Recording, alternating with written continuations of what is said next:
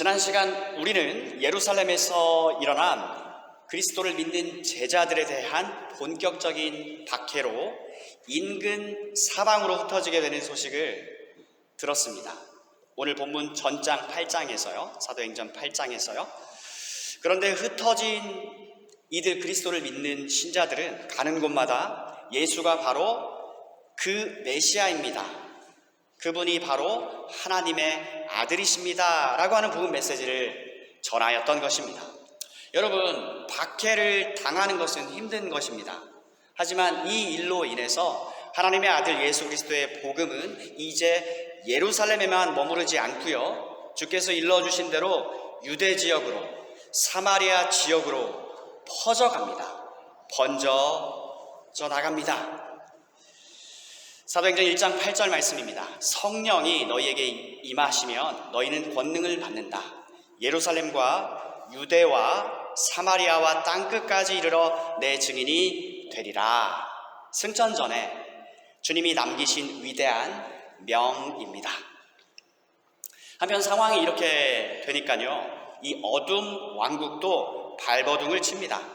하나님의 나라가 누룩처럼 부풀려져 나가니 이를 어떻게든 막아보자, 저지고자 한 인물이 전면에 부각이 되는데요, 그가 바로 훗날 바울 사도가 될 사울이었습니다.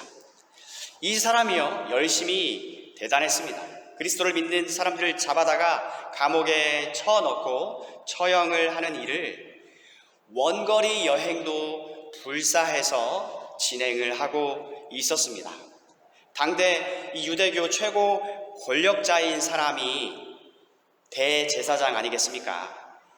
이 사람에게서 일종의 수색영장, 구속영장을 받아내서 다마스커스 도시로 향하는 이야기가 오늘 본문에 소개되고 있습니다. 이렇듯 사울의 열심은 열심히 득심입니다. 그런데 이 사람의 인생은 확 바뀌게 되는 놀라운 사건 또한 오늘 본문에서 우리는 보게 됩니다. 사랑하는 여러분, 이 다메섹 사건, 3일 주야를 사울이 개인적으로요, 어떤 경험을 하고 있었는지 우린 정확히 알지 못합니다. 그가 3일 주야를 어떻게 보냈는지 하나님과 사울 자신만 알 수 있을 따름입니다. 하지만 분명히 우리가 아는 것은 그리스도와 만남 이후 그의 삶은 180도로 바뀌었다고 하는 점입니다. Conversion, 회심이 일어났습니다. 성령으로 거듭나고 성령을 받은 다음 그는 그리스도께 대한 태도가 완전히 바뀌어졌습니다. 이 사울의 인생에 있어 대전환이었던 사건입니다. 다메섹 사건이요, 예수를 주와 그리스도로 믿게 되었습니다. 그리고 자신의 전 존재를 다해서요, 주님의 부름에 응하는 삶을 살고요, 또 그렇게 삶을 끝까지 살다가 마감을 하였어요.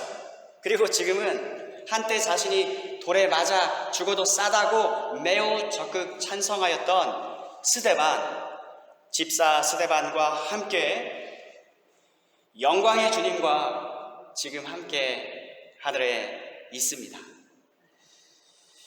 우리는 사울의 인생 전체 그림을 오늘 이 시간 보게 됩니다.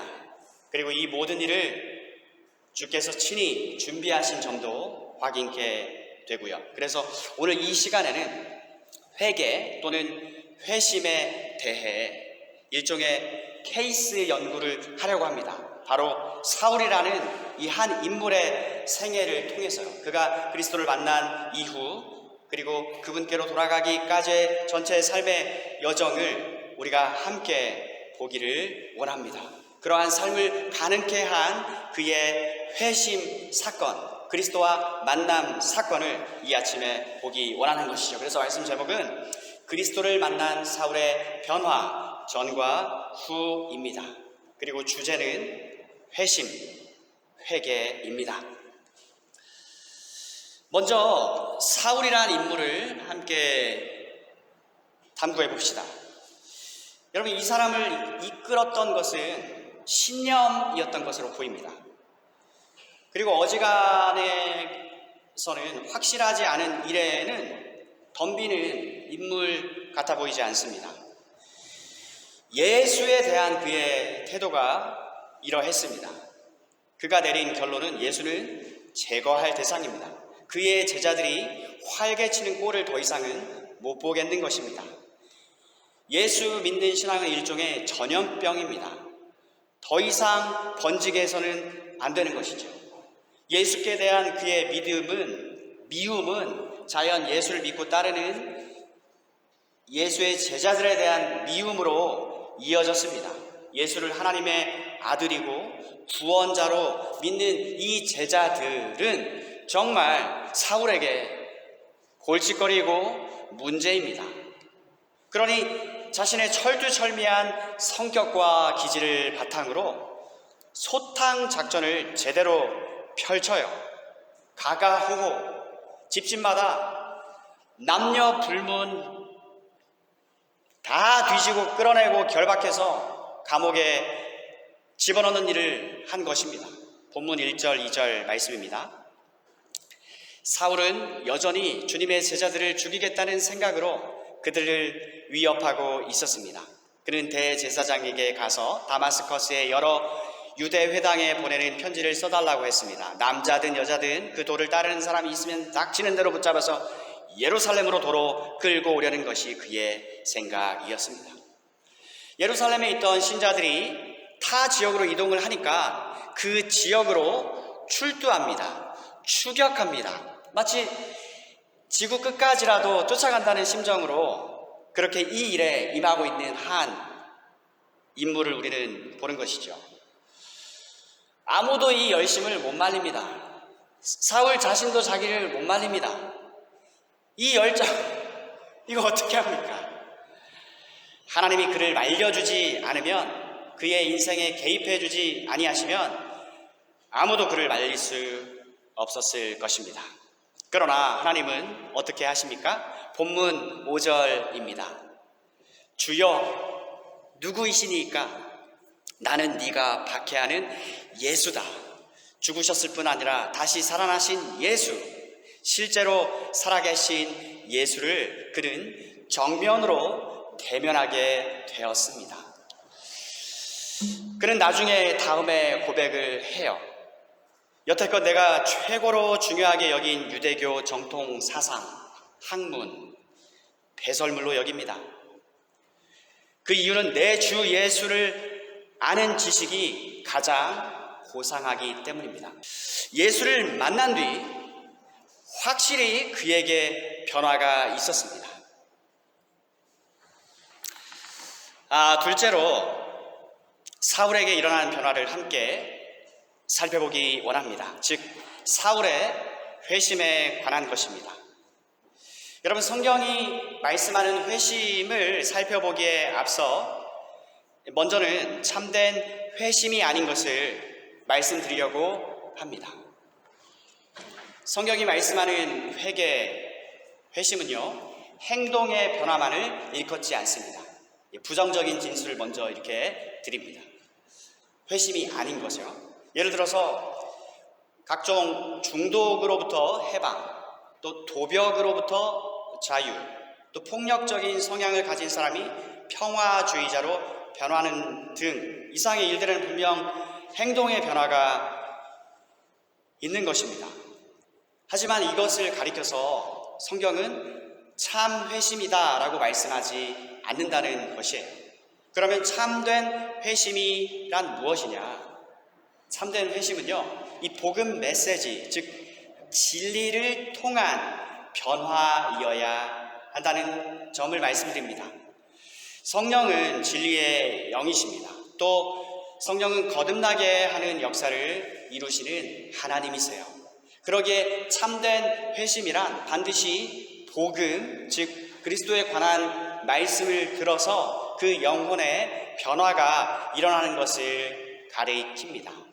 그 사람의 성향 전체가 변화가 됩니다.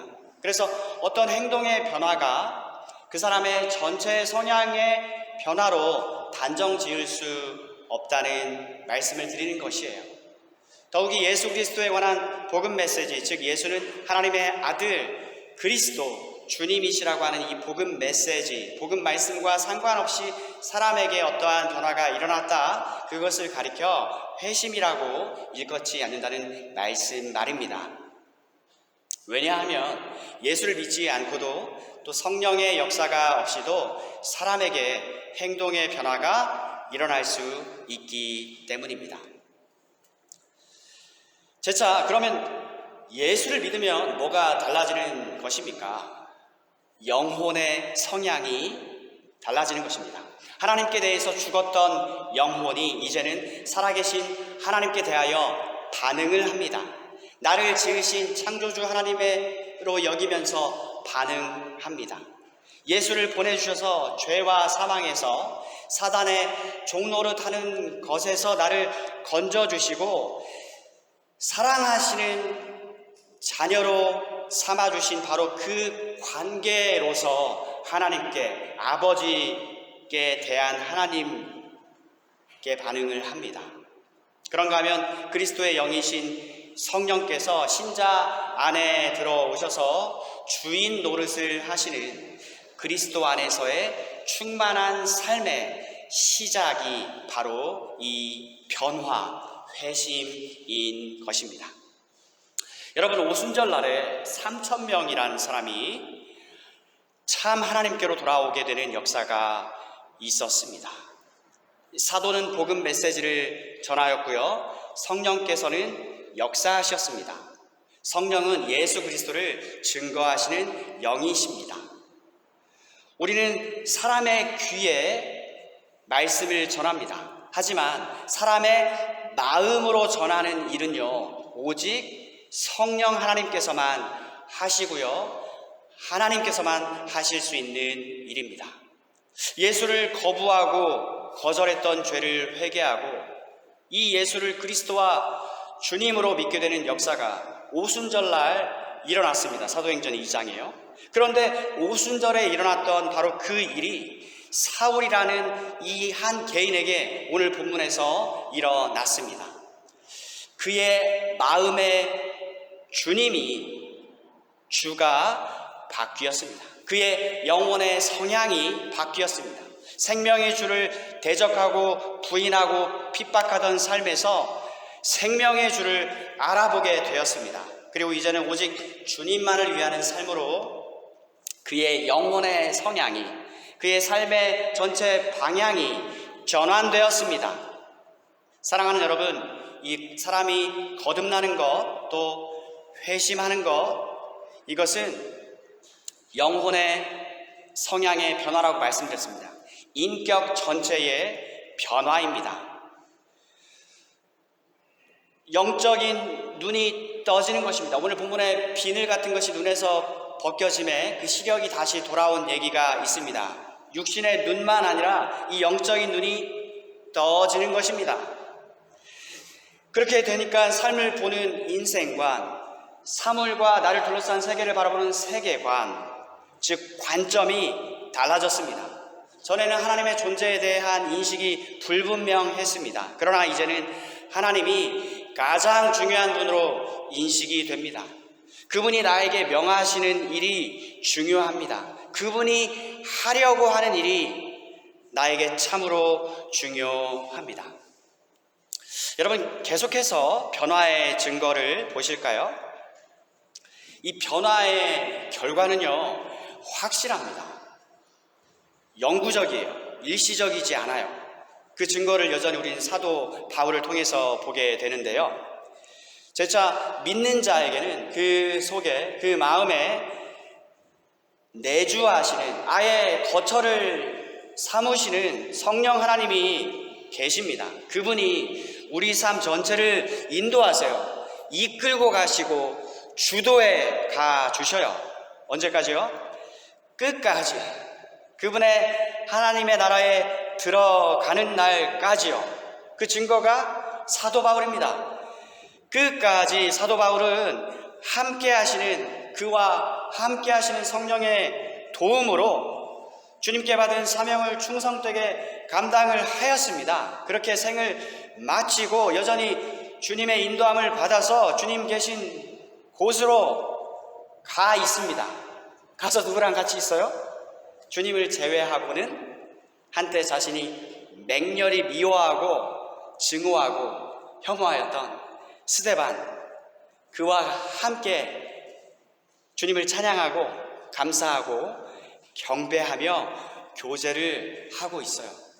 여러분, 제가 주중에 그 조나단 에드워즈라고 하는 사람이 전한 설교를 제가 읽다가 너무 감동이 되어서 이걸 나눠야 되겠다 했어요. 왜냐하면 우리가 예수님의 이름으로 만나서 하나님 앞에서 행하는 모든 일들이 너무나 진지한 일들인 거예요. 엄숙한 일들인 거예요. 진짜 세상 끝날 심판날 모든 사람이 다 깨어납니다. 그런데 실제 우리가 이 땅에서 살 때에 직접적인 교류와 관계를 맺으면서 살았던 사람들은 한정돼 있어요. 그랬을 때 우리가 그때에 서로가 서로를 하나님이 어떻게 처우해 주시는가 커다란 상대적으로 더 큰 관심을 가지고 지켜보게 된다는 것이죠. 그래서 스데반과 처음 만남이 그랬지만 사도 바울이 지금은 너무나 절친한, 지금은 다시 만나고 알아보고 그렇게 함께 교제한다니까요. 그래서 중요합니다. 한편 앞서 말씀드린 바대로 회심 후에도 여러분, 이 사울의 이 영혼의 전체 성향은 변화되었지만 이 사람의 체질, 기질은 하나도 바뀌지 않습니다. 다만 사울의 기질이 이제는 그리스도를 위해서, 주님을 위해서 사용이 되어졌습니다. 그 증거가 무엇인가요? 그는 본래 열정적인 사람이었지 않습니까? 뭘 하나를 하더라도 끝을 봐버리는 그런 젊은이였습니다. 제차 사도행전 8장 3절에 쥐를 잡듯이, 이를 잡듯이 집집마다 낱낱이 샅샅이 뒤져서 제자를 끄집어낸 사람입니다. 교회의 뿌리 자체를 완전히 멸살시키려 마음먹었던 사람입니다. 그랬던 그가 마음의 변화를 받았고 영혼의 성향이 바뀌었고 전체 그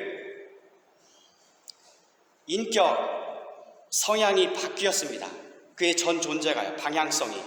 하지만 그의 기질은 어디 안 갑니다. 본문 20절에 즉시로 각 회당에서 예수가 하나님의 아들이심을 전파하니, 삶을 바라보는 관점이 완전히 달라진 그가 그것에 걸맞게 그의 기질이 이제는 그것을 위해서 사용되어지는 것을 우리는 본다라는 것이죠.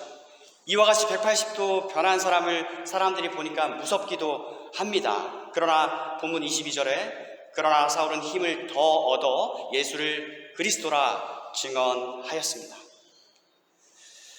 믿으니까 증거를 하였습니다. 그래서 이 변화의 증거 또는 결과는요, 믿어진다라고 하는 점이에요. 이 변함없는 사실에 대해서 확신을 하게 되니까 증거를 하고 전파를 하게 되는 것입니다. 그래서 다마스커스에 있는 유대인들로 하여금 당혹해 만들었습니다. 그런데 이것은 시작에 불과합니다. 그는 열심을 다해서 하나님과 그분의 아들 주 예수 그리스도를 섬기고요, 재차 영구적으로 그리했습니다. 신약 성경에서 가장 많은 서신서를 기록한 사람이 바로 사도 바울이지요. 그는 열정적으로 증거하고 전파했습니다. 본문 20절에서 무엇을 전하였습니까? 예수가 하나님의 아들이십니다. 예수가 그리스도입니다. 이 로마서 14장이 말씀하는 믿음이 강한 자로 그는 무르익어가고 성장해 갔고요, 언제나 하나님의 은혜를 인식했습니다. 잘 아시는 그의 고백이죠. 그러나 내가 아니요 오직 나와 함께 하신 하나님의 은혜라. 그리고 나로 말할 것 같으면 주님의 교회를 몹시도 핍박했다. 몰랐을 때에. 하지만 나 같은 죄인 중에 괴수에게도 하나님의 은혜는 임하였다. 오직 하나님의 은혜라. 하나님의 은혜의 영광을 찬송하는 삶을 살다가 그를 부르신 주님 품으로 갔습니다. 전에는 교회를 핍박하는 일에 열심이었지만 이제는 복음으로 인해 핍박을 당하는 일에 열심인 인생으로 그렇게 전환이 이루어졌습니다. 사랑하는 여러분, 이것이 회개입니다. 회심입니다. 참된 변화입니다. 그 크신 하나님의 사랑은 은혜롭게 오늘 죄인 사울을 찾아와 주셨습니다. 하나님에 의해 지음받은 우리는 하나님을 떠나서는 영 소망이 없습니다. 그런데 하나님이 친히 직접 먼저 우리를 찾아와 주십니다. 구원이 선물로 주어집니다. 하나님은 아들 우리에게 선물로 주셨지요. 아들을 믿어야 구원을 얻는데 그 믿는 믿음마저도 하나님 우리에게 선물로 주신 것입니다. 오직 은혜입니다.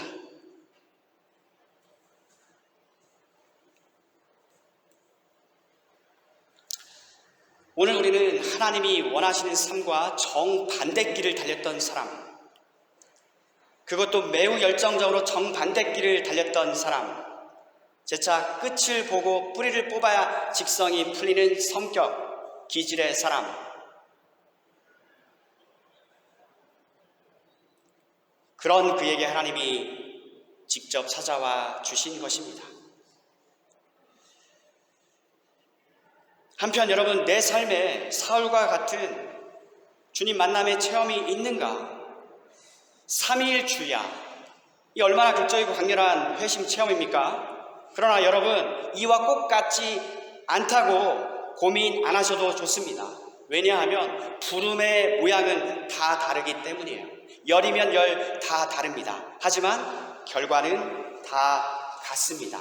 예수를 그리스도로 하나님의 아들로 믿고 고백한다라는 결과, 그 증거 말입니다. 그래서 중요한 것은 사울을 찾아와 주시고 만나 주신 주님입니다. 바로 그 주님께서 여러분과 제게도 찾아와 주셨고 그 결과로 그분을 믿게 해 주셨다는 바로 이 점이 중요합니다. 그러기에 주 안에서 사랑하는 여러분, 사울과 나란히 있어서 진정 은혜를 아는 사람 되게 해주신 하나님과 그분의 은혜를, 그 사랑을 찬양합니다. 이 복되신 하나님의 사랑과 한량 없으신 그리스도의 은혜를 널리 전하는 복된 채널로 우리의 남은 삶을 살기를 원합니다. 그렇게 사시다가 주님 품으로 안기게 되시는 복된 여러분과 저 되시기를 우리 주님의 이름으로 간절히 축복합니다. 말씀을 마칩니다.